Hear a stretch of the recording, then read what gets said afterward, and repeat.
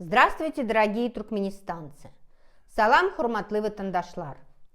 17 февраля к нам в Туркменистан приехала группа врачей, которая посетила ряд медицинских клиник и наш медицинский институт. Я обращаюсь к тебе, Сердар, и к твоему отцу. А что делает в Туркменистане Денис Проценко? У вас же якобы нет коронавируса. Или все-таки есть? Говорить правду вы никогда не могли. Дениса я прекрасно знаю еще со школьной скамьи. Мы вместе учились в 7-й школе. И потом он учился в нашем медицинском институте. Он младше меня на 2 года. Кстати, брат его, Алексей Проценко, тоже врач. А его отец, Сердар, к твоему сведению, врач-стоматолог. Это к нему люди ходили лечиться, а не к твоему отцу. Потому что люди хотели ходить со своими зубами, а не с протезами. Протезы твой отец тоже плохо устанавливал. Я знаю тех, кого он якобы лечил. Именно Николай Проценко был одним из ведущих стоматологов и работал вместе с моим отцом в Красном Кресте. Это именно при твоем отце, Сердар, такие специалисты, как он, вынуждены были покинуть нашу страну. Для них не нашлось места в медицинских центрах нашего города. Это твой отец избавлялся от всех умных специалистов, которые были в Туркменистане по национальному признаку. А теперь показываете, как вы цените их мнение.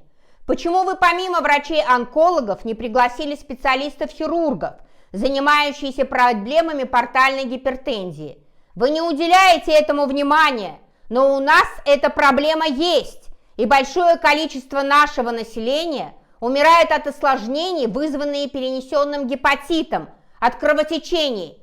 У вас так и нет зондов Блэкмора, и наши хирурги их ставить так и не научились. Гепатит – это наша краевая патология, и хоть твой отец, упертый как баран, не хочет этого признавать, люди болеют и умирают. Твой отец, Сердар, переименовал наш медицинский вуз. Туркмены люди суеверные, но как только твой отец изменил имя нашего вуза, назвав наш мединститут именем Мурата Гарыева, в стране от коронавируса умерло более 500 000 человек. Ни ты, ни твой отец, а уж тем более не этот подхалимый угодник Мурат Гарыев, в честь которого твой отец переименовал наш мединститут, не являетесь основателями этого вуза. А именно там обучались и служили Туркменистану такие светила национального здравоохранения, как Сары Каранов, Чары Байреич, Мурат Гапаевич Бердыклычев, Сульгун Чарыевна Чарыевна, Нина Бабаевна Бабаева. Сердар, я тебя уверяю, была бы Нина Бабаевна, столько смертей бы наша страна не видела бы. На каком основании вы поменяли имя нашего медицинского института? Почему наш вуз назван именем этого угодника диктатуры? Туркменский медицинский институт основывали профессора и светилы: Парабычев, Маслов, Гойхер, Сковинский, мой дед Серебренник. Именно они основывали наш медицинский институт, а не ваши родственники. Профессора и академики поднимали здравоохранение в Туркменистане. Мой дед уехал в Ташаус на борьбу со вспышкой трахомы. Не твой дед или отец, твой Сердар. Вы к этому не имеете никакого отношения. Гарыев даже не учился в нашем Туркменском медицинском институте. Он закончил Ташкентский фармацевтический институт. Вуз должен нести имя достойного человека, а не называться именем человека, который не имеет никакого отношения к спасению и здоровью нашего населения. Ты и твой отец всегда будете ассоциироваться у туркменского народа как убийцы и нелюди.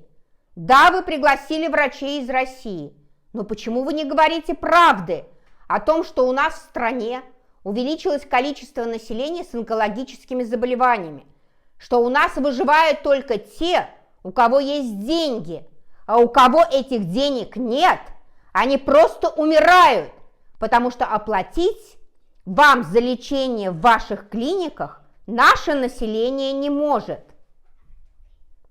Вы два изверга диктатуры, посланники сатаны, обрушившиеся на головы туркменского народа. люди, народ Туркменистана, если вы будете молчать и потакать прихотям этих двух тиранов, вы будете болеть и страдать. Не молчите и говорите. Ваша жизнь и здоровье в ваших руках. Пока вы не будете о себе заботиться, никто за вас это делать не будет. Туркменистан – это наша страна. Здоровье нации должно быть в руках людей, которым не безразлична судьба каждого гражданина, а не в руках таких, как семейка Бердымухамедова, которые решают, кому жить, а кому лежать в земле, зарабатывая миллиарды на страданиях нашего народа. Kim sen? Nereye ti? Bu milletten sen nemen artık maç? Dine haramlığın. Народ имеет право. Halkın hakkı var. Adam yolu, alan yolu, aklına